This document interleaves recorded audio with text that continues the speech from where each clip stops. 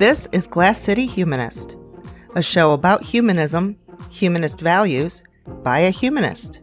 Here is your host, Douglas Berger. Did you know the American Humanist Association has a political action committee that endorses and donates to candidates that share our humanist values?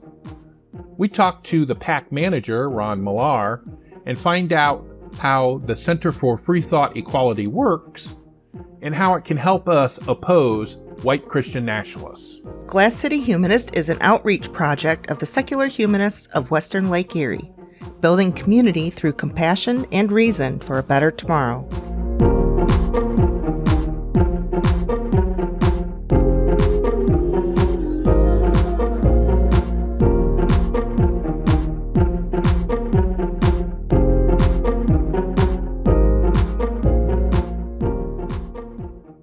Our guest today is Ron Millar. He is the political and PAC manager for the Center for Freethought Equality, and he brings over 40 years of experience working for nonprofit education and advocacy groups in the nation's capital, including serving as the associate director of the Secular Coalition for America from 2005 to 2009, and he has been with the Center for Freethought Equality since 2016.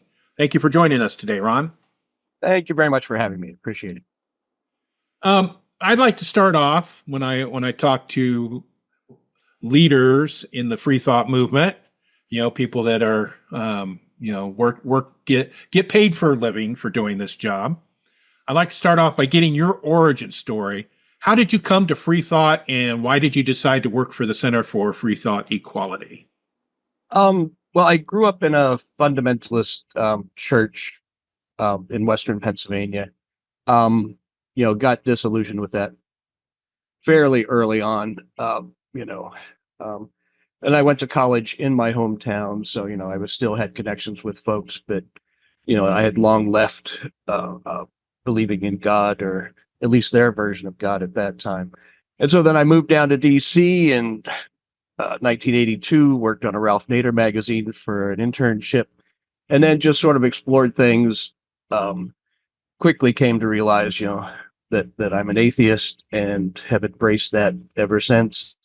In a midlife crisis, I went back and got a PhD because at the time I was giving away money for people to go to grad school, and so Virginia Tech opened a center near me.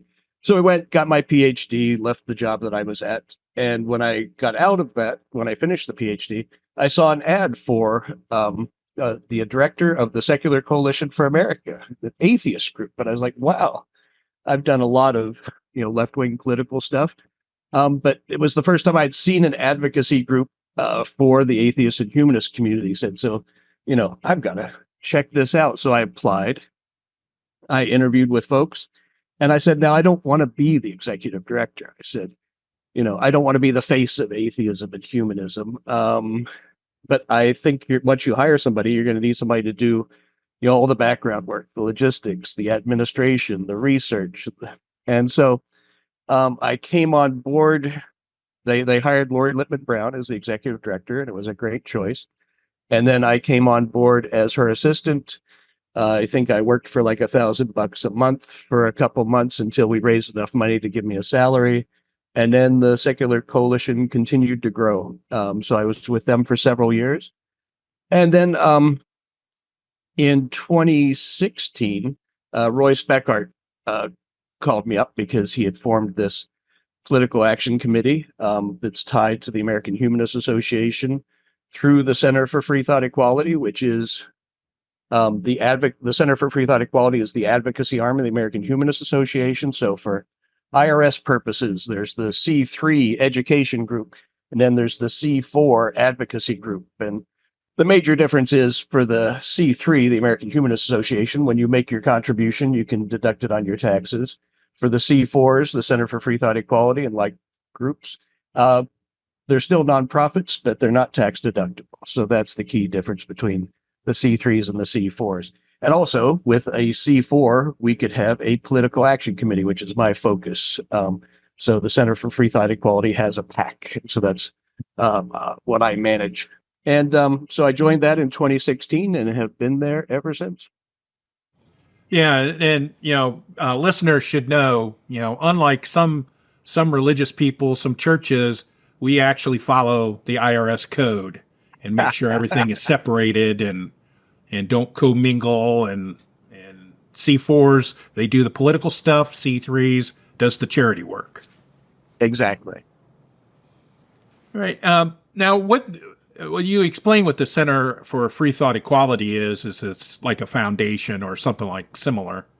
And so what's the political action committee part? What exactly do you do with that function? Well, the Center for Freethought Equality, it's like I said, it is the advocacy group. So you can lobby as a C4 all day long up on Capitol Hill or in state governments.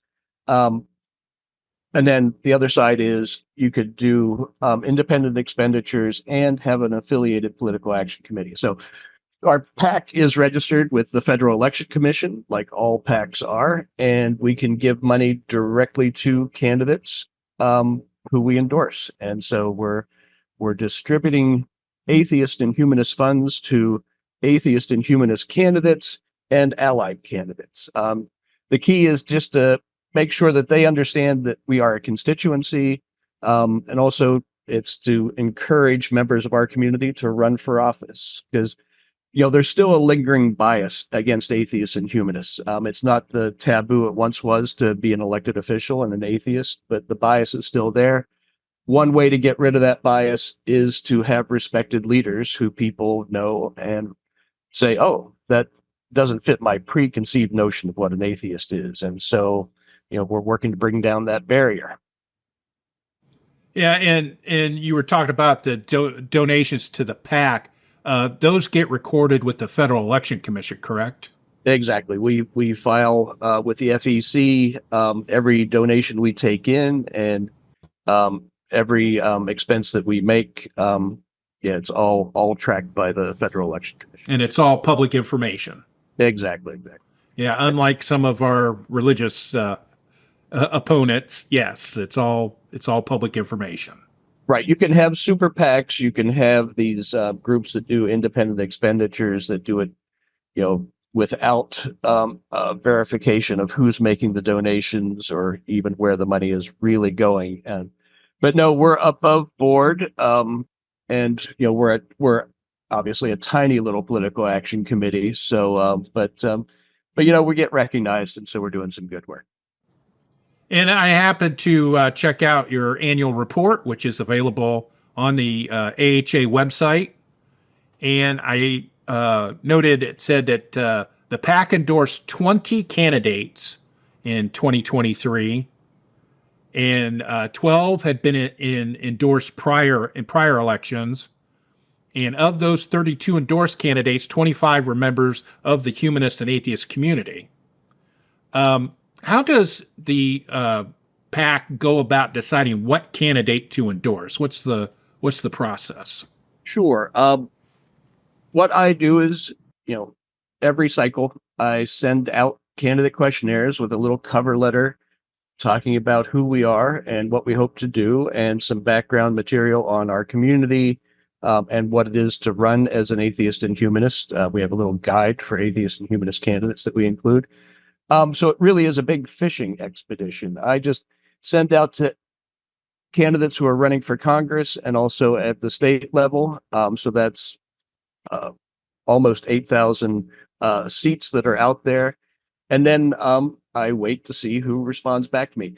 And actually, we've in this cycle and in you were probably looking at the immediate last cycle, which was it was 2023. Yeah, so that's an off-cycle year. So in the the even numbered years, we endorse over 200 candidates. About half of them are atheists and humanists.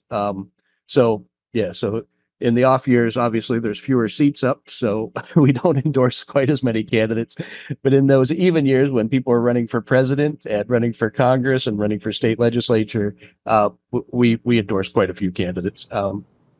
And we give away about $40,000 a cycle to candidates. So like I said, it's not, I've been at FEC meetings, trainings, and people are like, oh man, we're in the low six figures. And I'm like, Yeah.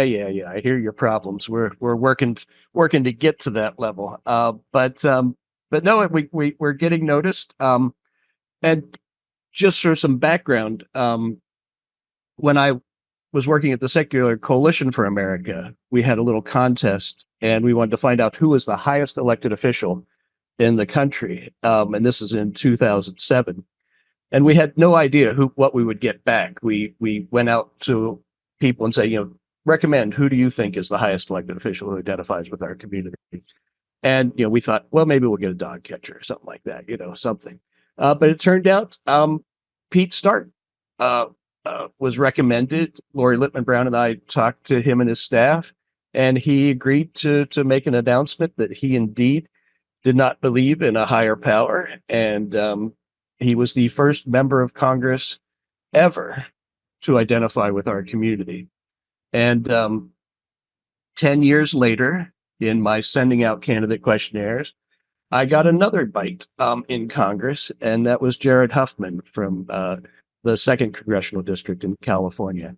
And he had sort of in our questionnaire that we have a dozen or so questions, he put something a little vague in one of the questions that intrigued me. And so we had an email exchange back and forth, and then we had dinner, and he was like talking about how, he wants to identify with us.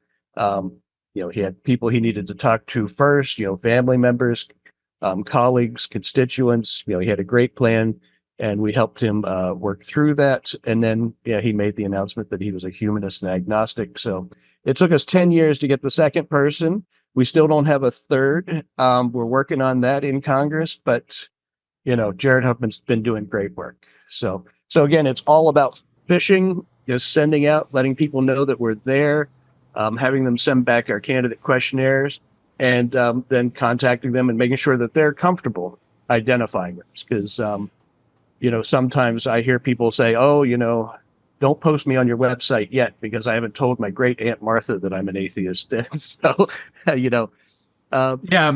people, they just don't understand that a lot of us have that issue where, we may identify as a humanist or an atheist, but maybe our family members don't.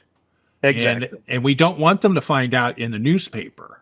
Right. No, they won't find out direct. And I've had people especially early on, like when I would send out the candidate questionnaires, I get a phone call and said, how do you know I'm an atheist? And I have to reassure them quickly that I'm sending out to everybody. And then they tell me, as long as my mother is still living, I can't possibly identify, or something like that. So it's rare that it's about constituents. It's more about family members that are holding some people back from identifying with us. And also, you mentioned about donating money to candidates. Again, in 2023, you listed it as $22,250. How do you decide? Do you send the same amount to every candidate, or is there a scale, or how do you decide how much money to donate? Well, it varies. The board weighs in on how we make our contributions. The board of the Center for Freethought Equality. We had there was this great candidate in Rhode Island, Aaron Regenberg, who was running a special election in Rhode Island, and so I think we gave him the maximum of $5,000 for his campaign. Sadly, he came in second. But second is the same as 10th on taking the seat, but it was a hugely crowded special election. But he was a great candidate, so we wanted to max out with him. Other times, the money varies on how likely they are to be successful, how they're going to use the money, and how closely they identify with our community. So there's several factors involved in how much money we give out. Okay.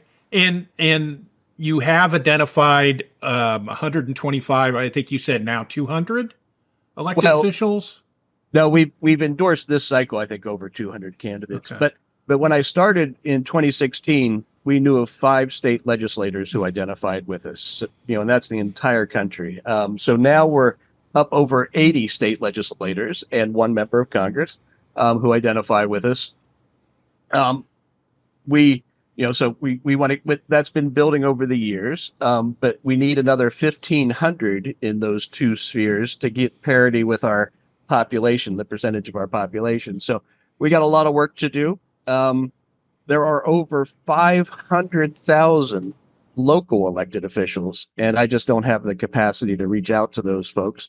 But people find me out, and we endorse local candidates where we're allowed to. There's some places we can't endorse local elected officials, but we do have a list on our website of all the federal, state, and local elected officials we know who identify with us, and so you can check that out on our website at cfeequality.org. And so what happens if you have a list of the elected officials and then later on, maybe in the same year, somebody comes back and tells you that they don't want to be listed anymore? I mean, because it comes to mind, soon to be former U.S. Senator Kristen Sinema. Yep. She ran as an atheist, and now she distances herself from that. What would happen if somebody came to you and said, I don't want to be listed anymore? If someone suddenly did not want to be listed or converted to some religion, I would gladly take them off the list. I'm not the arbiter of how people identify. We really want people to be their authentic selves, and if they're not comfortable. First of all, if they're not comfortable identifying with us, they don't go on the list. Only people who are completely comfortable and who give me their permission are added to the list. And Sinema never made the list because by the time I was starting on this, she had already decided that she wasn't going to talk about God, even though when she was in the state legislature, it wasn't a problem.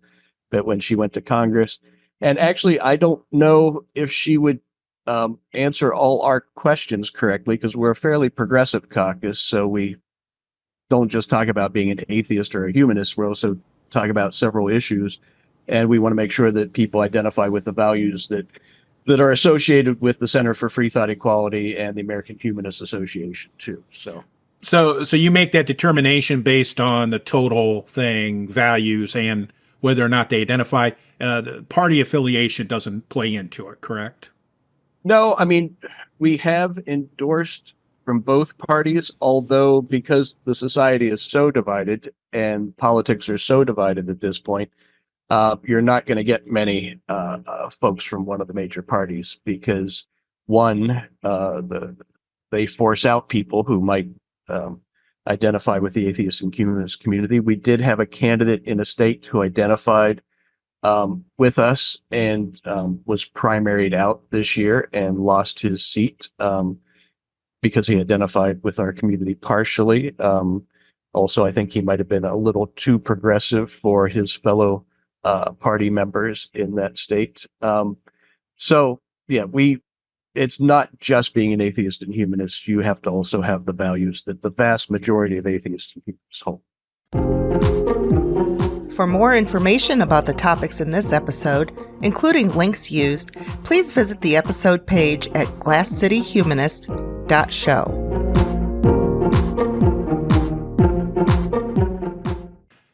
And I noticed that, we were talking earlier before we started that you had a booth at the Democratic National Convention that was just a week or so ago. You partnered with the Association of Secular Elected Officials. How does that add to your work that you do working with that group? Well, sure. When we created, I think we were up to like 60 or maybe 70 state elected officials, and Leonard Pressburg came to me and said, "Hey, we have this significant group of people. Let's form an organization where people can network, get to know one another, talk about the issues they deal with, and create sort of a ideal policies that they could share." And so we created the Association of Secular Elected Officials. Actually, at the Democratic Convention, it was just under our banner with the Center for Freethought Equality, although one of the board members, Christiana De Leon, volunteered at the booth with us. So they had a presence, they had their materials out, and we had lots of materials out to promote the atheist and humanist community. And I think it was the first time that, the atheist and humanist community was represented in the exhibit area of a major political party. So we had lots of folks were eager to learn about us, taking our little stickers and materials. Although I was always hoping that like the camera would zoom in while they're filming the convention and be one of the, I'm an atheist and I vote sticker on somebody, but I didn't see that. Sadly, that was one of my hopes coming out of this thing. But no, we picked up a lot of new members for the Center for Freethought Equality. Found out a few more local elected officials who identify with us. Had some of our endorsed candidates visit with us at the table, and some of the elected officials who we've identified over time come visit us. Even Congressman Jared Huffman stopped in for a visit. So it was really people were enthusiastic, and it was nice to see because the conventions can be very religious, and they felt that their voice was, at least there was a little corner in the room where they found their people and could be their authentic selves. So I was really pleased to be there. And, we got to go to the evening shows too, because the day shows were at the convention center. Then the evenings was at the sports arenas, and we had our authorizations to get into the sports arena as special guests. There's delegates, media, honorary guests, and special guests. So we were at the bottom of the totem pole, but we were still recognized. And Sarah Levin, who's a co-chair of the Interfaith Council with the Democratic Party, she had two programs that included our community, and they were excellent programs. And also there was the film about white Christian nationalism. She also had that shown through her capacity of the Secular Democrats of America. So Sarah Levin was doing great work there too. I want to give her a shout out for her excellent work. And it's we had a presence. So that's a first. So you were pleased with the reaction from the attendees to you. Did you have any like negative relationships or? Actually, I didn't. In particular, two people who were also working the booth with me, they said that there were two incidents where people said something a little off. But one of the most interesting people to come up to me was this woman who said, I had an epiphany last year. I was with one of my people who I work out with, and she told me she was an atheist. And she said her immediate response was, "You worship Satan?" And she said, "No, that my exercise partner was very patient with me and explained what atheism meant." And she said, "I just couldn't believe that was my first response. I mean, that was my conditioning." And she said, "I just wanted to say, I'm an ally, and, I'm so glad you're here." And so that's the thing. It's meeting people, explaining things. And again, that bias just goes away once they talk to some folks. So I was really pleased that she was willing to share that with me at the booth. And did you have an opportunity to attend the Republican convention, or that was never an issue?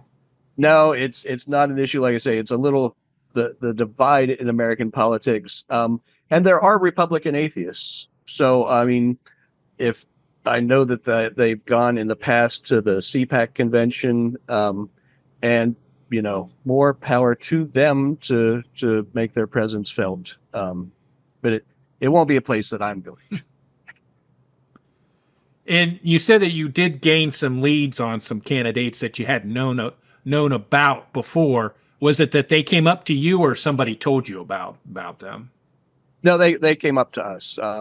And like I say, it was local elected officials who had never heard of us before because they didn't ever get my questionnaire in by email or by physical USPS mail.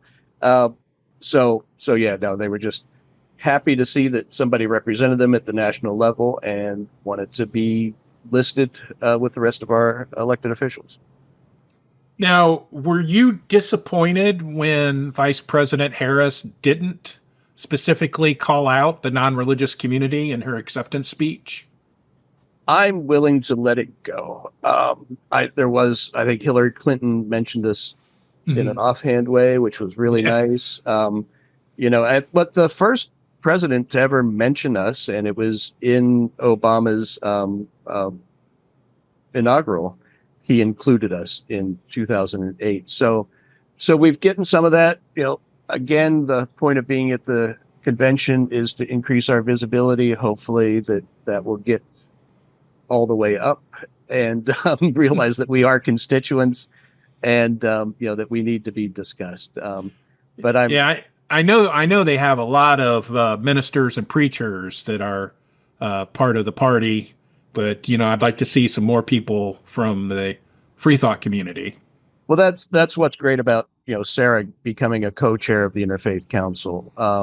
That was a first, and she's helping to change people's minds about what they think atheists and humanists are, and to recognize this as a constituency. She was able to get a resolution through that did indeed recognize the atheist and humanist community as a constituency, and so that was a big step also. So it's happening. We want it to happen faster, obviously. So when people are out at candidate forums, when they're volunteering for candidates, when they're going to the election polls, wear some atheist, humanist, agnostic swag, a T-shirt, a button, or something, just to show that you're visible. Because atheists and humanists are very involved in the political process, but they're not involved as atheists and humanists. So identifying yourself, making sure your other co-volunteers know who you are and what you stand for will go a long way to, again, removing the bias and getting us recognized as a constituency. Yeah, and I also did notice, too, I guess you had some materials available for people that are interested in running for office. Yeah, we have a nice guide that you can also find on our website. It's a guide for atheist humanists running for office and also for allies, just to know who we are as a community, issues that are going to come up for you in a campaign, and how to make the most of the campaign. So we have that, and we've also done polling. I had a guy in West Texas early on who said, "Oh, I can't possibly come out as an atheist because I lose 2/3 of the constituency just by having the D next to my name, and then more because I'm pro-choice, more because I'm LGBTQ friendly." And I was thinking, well, who else is out there to lose if you suddenly say you're an atheist, because you've already lost such a huge portion. So I didn't have any data for him. And so we decided to do a poll, and we commissioned a poll. And it found out that people are much more focused on policy issues than they are on religion. So there's still a bias. So you can still lose a few people, but it's not a big portion of people. It's really the policies that candidates hold is what folks are interested in. So I was glad that conversation came up, and we were able to do a scientific poll to have some data for people. Yeah, because I remember not too long ago when, if you got labeled an atheist or even a humanist, that you were not likely to win your election or even make it onto the ballot sometimes. Yeah, I mean, Gallup has been doing a poll, and I hope I get these numbers right, but like in 1958, they said, would you vote for a well-qualified, and then they would have a bunch of different descriptors, and atheist was one of them. And I think in 1958, only 18% of the population would vote for a well-qualified atheist candidate for president. In the last time they did that questionnaire, we went up to 60%. So there's still issues. There's still the bias, like I'm saying, but it is disappearing. Part of it is demographics. We're becoming a bigger portion of the American population, and that frightens some people in our country. And there's also that big gray area of what Pew Research calls the nuns. People who don't affiliate with any religion. Some believe in God, some don't. But they're really, I like to call them apatheists. They don't know and don't care, if there is a God. It's just not a part of their lives. And so, yeah, the demographics are with us to change this, and we just got to push forward because it's pretty dark times. I mean, we got to actually deal with climate change. We got to prevent authoritarian takeovers of the country, because white Christian nationalism is a real movement, and they want to have power in this country. And, if they take over, we might be lucky enough to be allowed to stay in the country, but we don't know that for sure. But it's all about power for white Christian nationalism. And it's a constituency built on hate. I mean, they're bigoted, they're racist, misogynistic, anti-science, xenophobic, and homophobic. And, you sort of pick from that cafeteria style who you hate the most and join up with the white Christian nationalists. You might, not be so much on some of the categories, but, you just want to unite with all the other haters out there. And it's been very effective, and they're a very scary group, as we know from January 6th. So that's why our community has to get more engaged, even though we are highly engaged in the electoral process, but more engaged, more visible, and we got to run for office. Like I said, there's 500,000 local seats out there that you could run for. And then there's a host of appointed seats that are out there too at your local community. So get involved in the electoral process in your local community, do the basic civics. And then, like I said, the bias will disappear. We'll be able to promote our values because you'll be in elected office or appointed office, and we'll make the country better. Earlier, you had mentioned Representative Jared Huffman. He's a member of the Congressional Freethought Caucus, and I know your group works with the caucus. What exactly does a Freethought Caucus do? Sure. When Huffman made his announcement that he was an atheist and humanist, he got a lot of support from his colleagues saying, how brave he was to make the announcement. And when Royce Beckard and I had dinner with Congressman Huffman before the announcement, we were talking about things we would like to see happen in Congress. And, one of the things was setting up a caucus for the atheist and humanist community. And I said, but you can't be a caucus of one person. But he proved me wrong because he got such support from colleagues that we had a meeting at his townhouse. And, Roy and I were there with Huffman. The next person to come in through the door was Jamie Raskin. And, because Jamie Raskin has been great with our community for years. And when he came in, he was like, oh, great, a caucus of two. But then as other members of Congress came in, it was just fun to watch his excitement. He was like, this can really be something. So the caucus, is working to protect the separation of church and state, the secular character of our government, evidence-based public policy. And also, if people start attacking atheists and humanists, we have a group of allies there who will say, you can't do that. And also, Huffman's working right now on a task force for Project 2025 to counter that. And so they're doing good work. There's 27, I think, or 28 members of the caucus now. And so it was something I didn't expect to see happen. And I was thrilled when it came together, and it keeps growing. It's really fun to watch it grow. Yeah, the way that our organized community works, I wouldn't have been surprised if it was a caucus of two, right, right. Or a caucus of three. But no, yeah, I was pleased the way that it's grown. Yeah. Yep.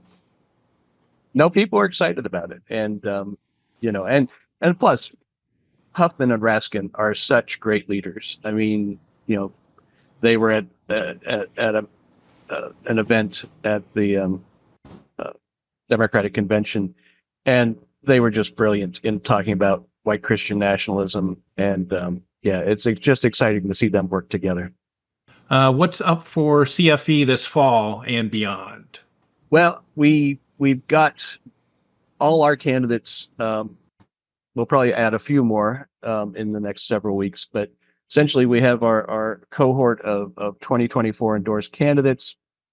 The key thing to remember is we're a membership PAC, so we can only tell our members who we've endorsed. So I encourage your listeners to join the Center for Freethought Equality, cfequality.org. The great thing is membership is absolutely free. And that way you can see who we've endorsed. And, if they're in your area, get involved with their campaigns, volunteer, make donations to them. And also, we have guides at our website about, what you can do as an individual, what you can do as a C3 group, and also about running for office. So just get involved, be engaged. You got to work for the outcome that you want to see happen. You can't just sit on the sidelines. So even if it's not our candidates, people that you want to see in office, get out there and work for them. Do the volunteering, write those checks. Well, nobody writes checks anymore. Go online, make a donation. So yeah, be involved. That's the key thing. All right, Ron. Well, I really appreciate you spending time with us, talking about the group and about what PACs are and what the caucus does, and I really hope that people get interested and join and sign up. I mean, I know a lot of people hesitate to get involved in politics because we seem to be so divided. But like you said, it's very important that our community get involved and let them know that we exist, at least. Well, and as we grow, we are the constituency that can take on the white Christian nationalists.